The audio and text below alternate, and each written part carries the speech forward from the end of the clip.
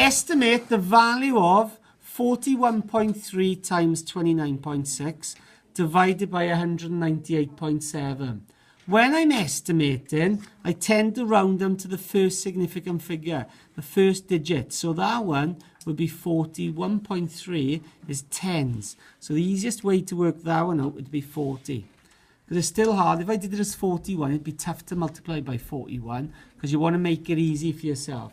29.6, again, if to multiply by 29 would be hard, so but the nearest 10 for that one would be 30. And on the bottom, 198.7, 200 would be 198.7 to one significant figure. Now I'd work out the top line. 4 3s are 12. So 4 3s are 12, and I got 1 2 zeros. On the bottom line, I got 200. And you're asking yourself how many 200s are in 1,200. You can either just count up 200, 400, 600, 800, 1,000, 1,200, so it'd be 6. Or you could say I can cross that note off with that one, and cross the second note off with the second one above, and just say 12 divided by 2 is 6. Part B, the manipulation of the decimal point. This is a very tricky topic, okay? There's a couple of ways of thinking about it.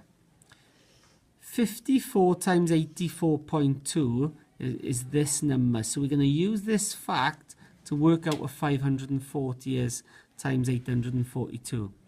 540 is 10 times bigger than 54.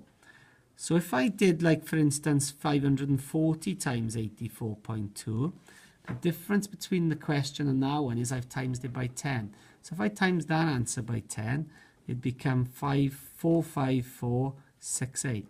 But it's not that answer. Now the decimal point has disappeared and become 842.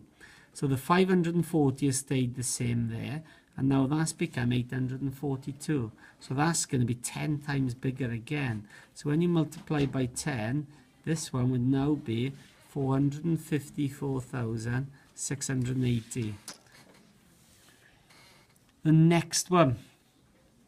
Now they're doing a divide. So they pretty much the opposite of divide is times. So what you say in here, they want to know what times 5.4, because you're dividing by 5.4, what times 5.4 gives me 4,546.8.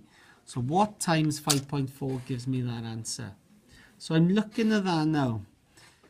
That was 54. So this one now, to get that answer there, I've divided 54 by 10.